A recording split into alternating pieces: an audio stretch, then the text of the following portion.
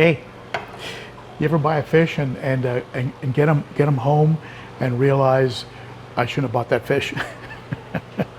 I've done that. You get out there, he looks really good, he's cute, and you impulse buy, and then you get home and you realize you've made a big mistake.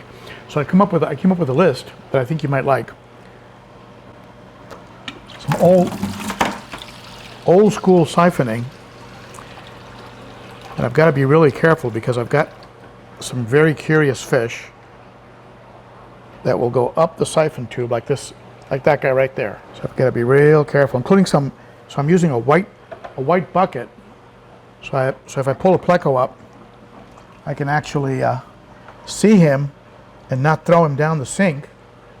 But these rainbows, they go right inside the siphon. This tank's a little dirty. So funny, they're going after the food that's going up the tube.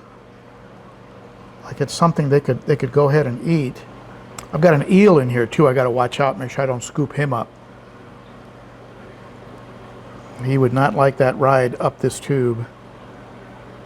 But I've got a lot of plecos in here, and boy, do they make a mess. So I've got to give it a good little vacuuming because I've got the river rock. I wish I had sand in here. Sand, I think, is the best substrate. So here are my tips for buying new fish. First of all, how big do they get? Have you researched to see? Now today with cell phones and things, you can be in the fish store and you can do research on that fish right there in the fish store. So you don't have to be guessing. You don't have to be guessing too much. You can pull it up right there. If the folks that work in the store don't know for sure, and sometimes they don't. Sometimes they well, I heard that they kind of, but they don't really know. So go ahead and do a little internet research, go to a couple sites, because even the sites can contradict each other. One site says it gets to 10 inches, another site says it can reach 18 inches. That's a huge difference in the kind of aquarium you're gonna have to put them in, or gonna be able to put them in. So how big will that fish be at full size? Really be sure you know, because otherwise you'll get attached to that fish and then you're gonna have to rehome. You're gonna have to take them back or give them away, and that's never fun. Next point is, do these fish prefer to live in schools? Would they rather be in a group of their own kind? Or maybe they're a kind of fish that have to be alone in an aquarium. Like I have a red tear right now that's alone because I'm concerned about whether or not he would destroy the other fish. Or is he a fish that would love to be in a group like clown loaches or cories or rasboras, rummy nose, right? They love to be in a group. They love to school, and they actually look really good when they school. So it's good to pick up, half a dozen, right? Even neons like to be in groups and seem to thrive more. I remember back in the day when I had clown loaches, whenever I bought one, it would last a few months. Then one day I just bought 3 at a time, and boy, they kept each other entertained, and I had those 3 guys for years and years, and I ended up selling them when I left California. Now, what about the water requirements of that fish, and does it meet the water the water that you get out of your tap? Are they a soft water fish, a hard water fish? What's the pH requirement, right? So it's true that fish will adapt.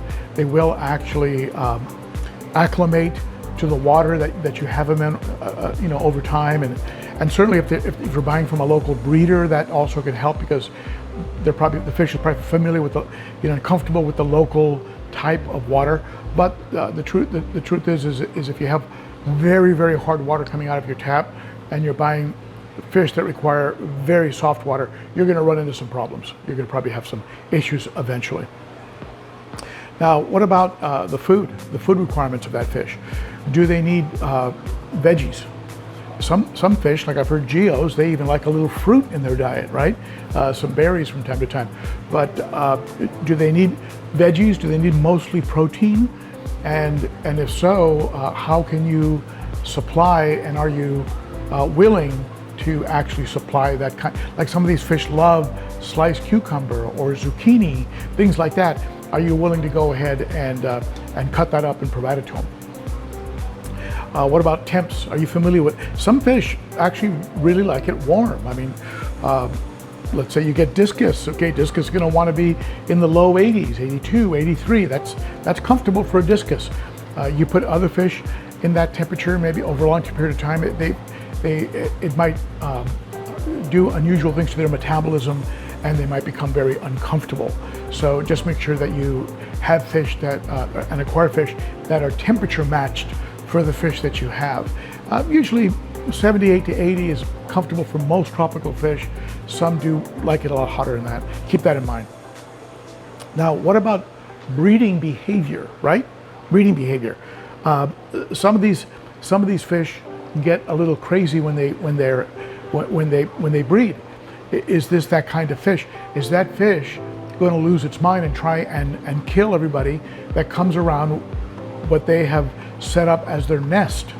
And so you need to be aware of that and take the appropriate steps, so that if you notice that they are getting that way, you can either remove them from the tank, or if you don't want to have that kind of fish, not buy them to begin with. But be aware of what is the breeding behavior of this fish. A point that seems rather obvious: compatibility. Is this fish going to get along with the fish that I'm putting them in with? And would I pick up one of my African cichlids, let's say, and put them in with some geos or some sevrums, or maybe a school of rasboras? No, I wouldn't do that. Eventually, those fish would end up as a meal for the cichlid. So look at compatibility, and compatibility not just with each other, but how about with plants? Are you gonna have a planted tank? Is this a good planted tank fish, right? Like I had to remove the Buenos Aires tetras from the 55-gallon planted because they were nipping at the plants too much. So they ended up in a tank with no live plants. All right, so compatibility. Number 8, how delicate is that fish? Now, there are some fish that you could probably drop into a sewer and come back in 3 years and they would be fine.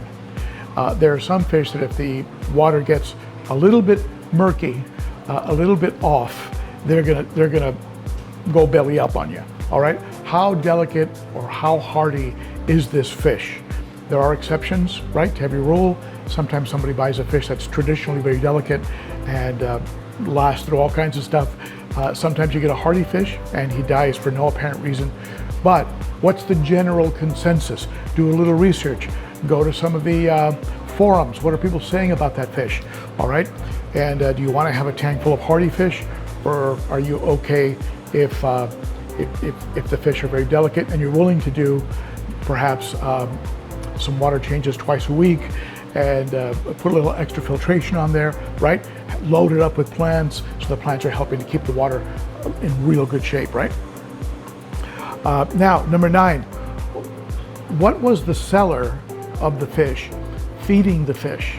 This is important to know because when you get them home, one of the problems that people have with new fish is they can't get them to eat.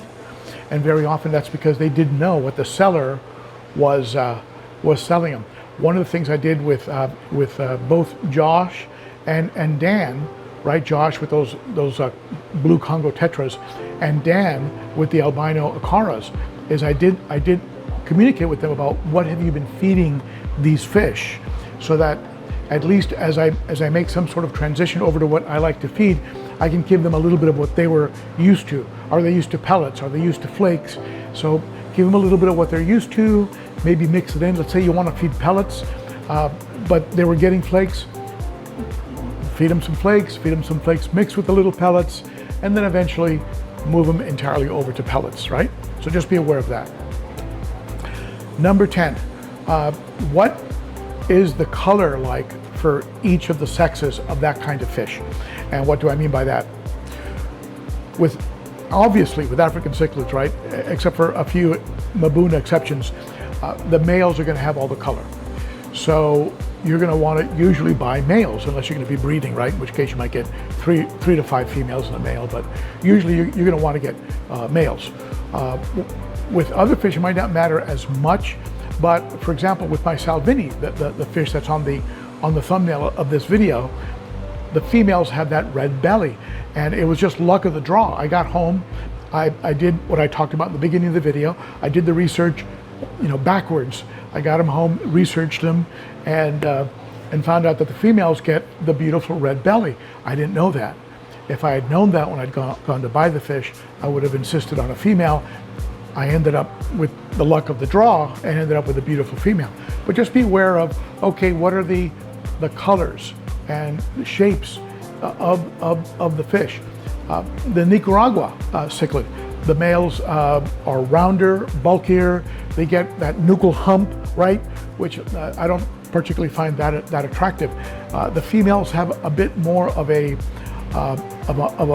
more brilliant color and longer in shape. And I just think that their color combination is nicer. So I ended up rehoming the male because when they would go into breeding behavior, they were crazy. So I ended up getting rid of the male, taking him to the local fish store, and keeping the female. So that's something where if I'd done a little research on the front end, I might have ended up with just acquiring a female, right?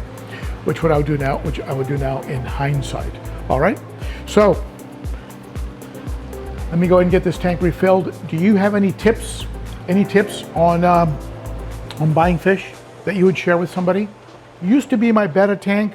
The betta has moved on, and now I've got neon rainbows, baby plecos, and a little eel, a little zigzag eel running around in there.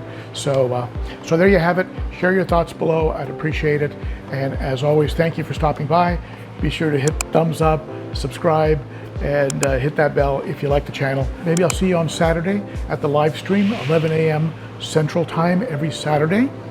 And if you'd like to support the channel, consider becoming a monthly supporter by joining the Patreon Garage Gang program.